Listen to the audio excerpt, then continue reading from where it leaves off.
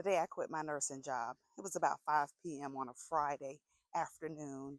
I'd seen all of my clients, which were hospitals at the time.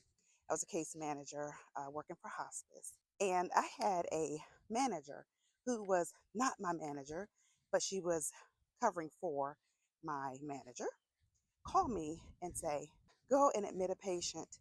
And that patient was on the other side of town, which was about 2 hours away because it was Friday at 5 o'clock.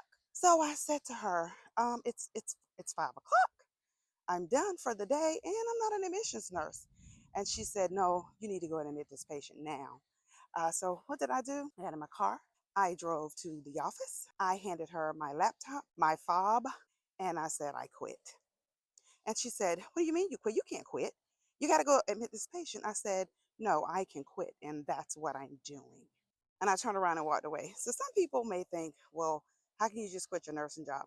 I'd already had a business. I'd already been doing my business for a lot of years. So I had leverage that they didn't know about. They didn't know about.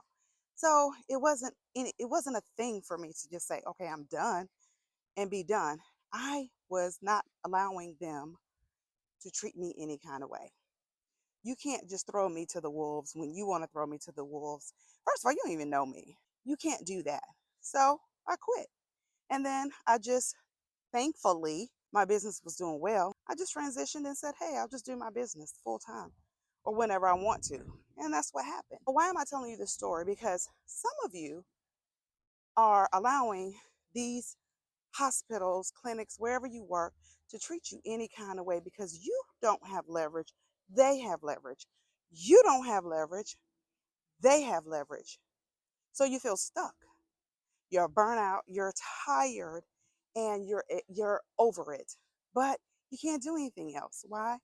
Because you don't have anything else to do. You don't have anything else going on. In all actuality, you really have more leverage than you think. You are running some of these places.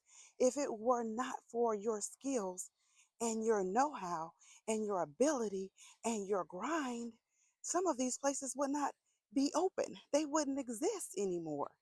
You just don't know. You don't know what you don't know. You've slayed their shift for years. Now it's time to slay your shift. If you are that nurse who's burnt out, tired, and you feel like, I don't know what else to do, I don't have time to do XYZ, you need to join the 5-day Slay Your Shift experience. In this experience, you're going to walk away totally transformed. You're going to know how to